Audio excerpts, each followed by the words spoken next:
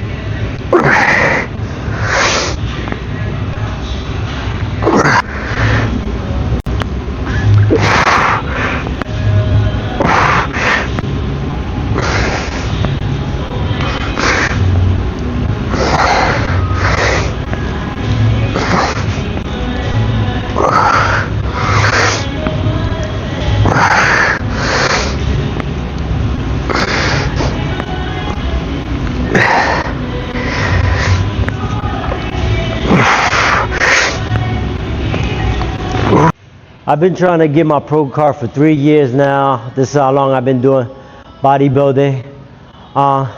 So to get it, it actually feels good. The crazy part is too is I was actually sick the week right before. I'm still kind of congested right now. My body's taking a while to kind of recover from this sickness.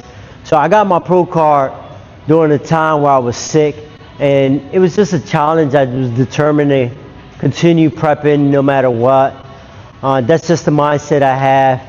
Like I said before, I mentioned I'm in recovery, and I believe people who are in recovery, if they switch their mindset and go chase their goals, they can accomplish their goals.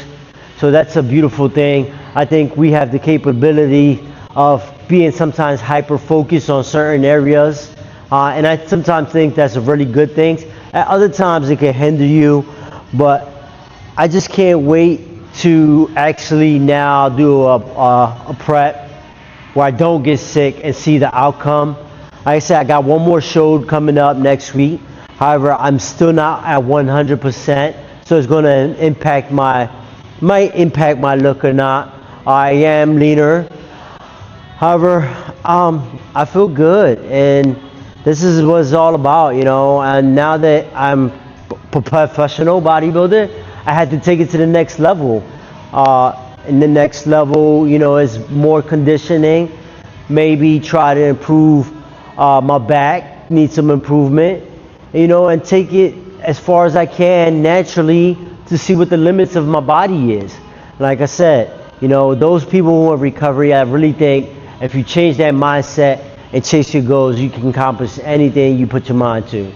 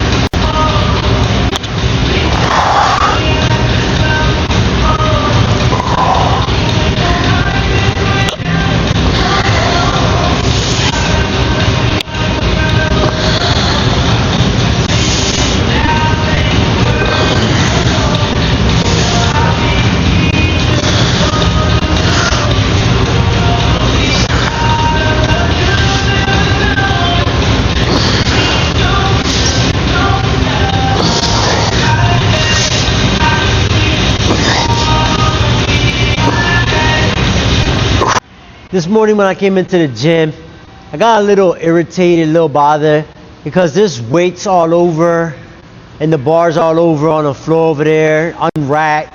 The weights are still on the bar. Let me tell you something. If you can't put your weights back, that means the weights are too heavy for you, or you're going too hard. You need to lower your intensity down, or lower the amount of weight you're picking up, your load, because putting your weights back is part of your workout. So if you can't put your weight back, don't pick up that weight, for real, to be honest.